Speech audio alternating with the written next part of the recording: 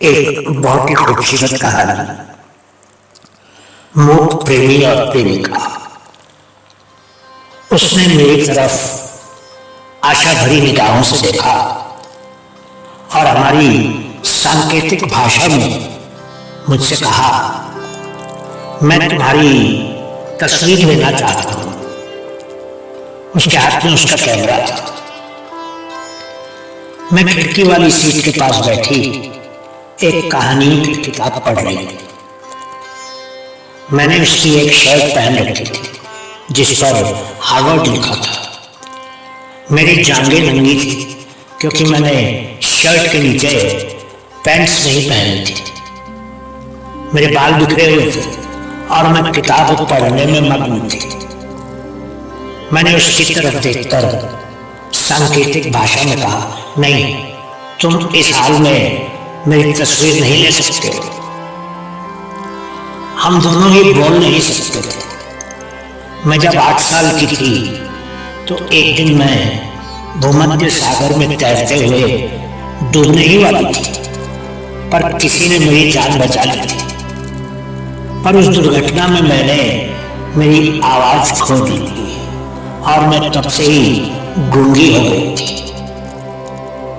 वो जब 12 वर्ष का था तब उसने एक डकैती के दौरान उसके माता पिता को एक डिपार्टमेंट स्टोर में मरते देखा और उस दिन के बाद वो हमेशा के लिए गूंगा हो गया था।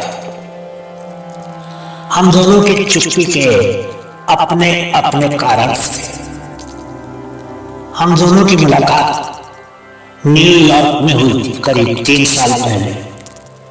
वो मुझसे 8 साल बड़ा था और एक संगीतकार था और बहुत सुंदर संगीत बनाता था, और मैं एक लेखिका थी और कहानियां लिखती थी और पत्रिकाओं को भेजती थी। हमारी मुलाकात एक गूंगे बहरों के सामुदायिक केंद्र में हुई थी। हमारा मूक प्रेम तुरंत ही गति पा गया था। हमारे चारों तरफ की आवाजों के शोर को तो हम सुन लेते थे, लेकिन बोल नहीं सकते थे। लेकिन हमको कोई अफसोस नहीं था।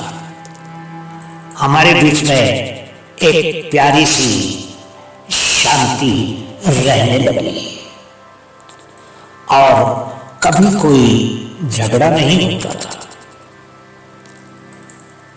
जब मैंने सिर्फ शर्ट में फोटो खिंचवाने से इनकार कर दिया तो उसने अपना हाथ मेरी नंगी जांघ पर रख दिया। उसने संकेत से कहा, मैं तुमको बहुत प्यार करता हूं। मैंने भी संकेत में ही उसको अपने प्रेम का प्रमाण दे दिया। उसने मेरे होठों को ना चूमकर मेरे गाल को चूमा, क्योंकि होठों का चुंबन मुझे भूमध्य सागर में डूबने की याद दिला देता था। मैं उठकर बिस्तर पर चले गया। संकेत से कहा, मुझे खूब प्यार करो। हमने वो दोपहर बिस्तर पर ही बिता दी और हमारे मुंह से हमारी सांसों की आवाजों के अलावा और कुछ भी नहीं निकला। हम दोनों प्रेमी एक दूसरे की सांसों को बहुत ध्यान से सुनते रहते थे।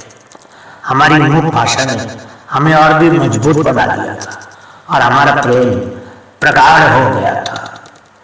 बिस्तर पर ही मैं सोचने लगी कि अगर हम बोल सकते तो हमारे बीच में यदा कदा बहसें होती और हमारा प्रेम इतना शक्तिशाली नहीं होता। जैसे ही हम दोनों बिस्तर से उठे उसने मेरी तस्वीर खींची।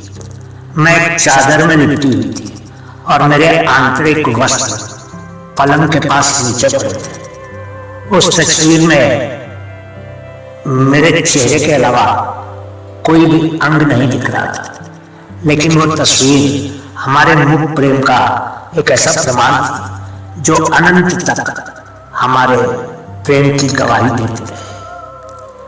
आज उस दिन को 40 साल बीत गए, लेकिन आज भी हम दोनों एक दूसरे को और उस तस्वीर को देखकर खुद ही अपने मूक प्रेम पर गर्व करते हैं और एक बार फिर से अपनी मूक साय यात्रा के लिए शक्ति प्राप्त कर लेते हैं। हमारी मूक दुनिया में 2 बेटे और 1 बेटी है, लेकिन उनकी सुंदर आवाजों को हम हर समय सुनते हैं, लेकिन जो आनंद मुझे हम दोनों की मूक सांकेतिक आवाजों में आता है वो दुनिया की किसी भी आवाज से प्राप्त नहीं हो सकता। हमारी मूक दुनिया शायद आप लोगों की आवाजों, गाली गलौज, लांछनों, बुरी बातों और एक दूसरे पर आरोप लगाने वाली आवाजों से भरी दुनिया से तो बहुत बेहतर है। हो सके तो एक दिन 24 घंटे के लिए मूक बनकर एक शब्द भी मत बोलिए और फिर देखिए कि मेरी बात आप पर कितना प्रभाव छोड़ती है। बहुत बहुत शुक्रिया आप सभी का।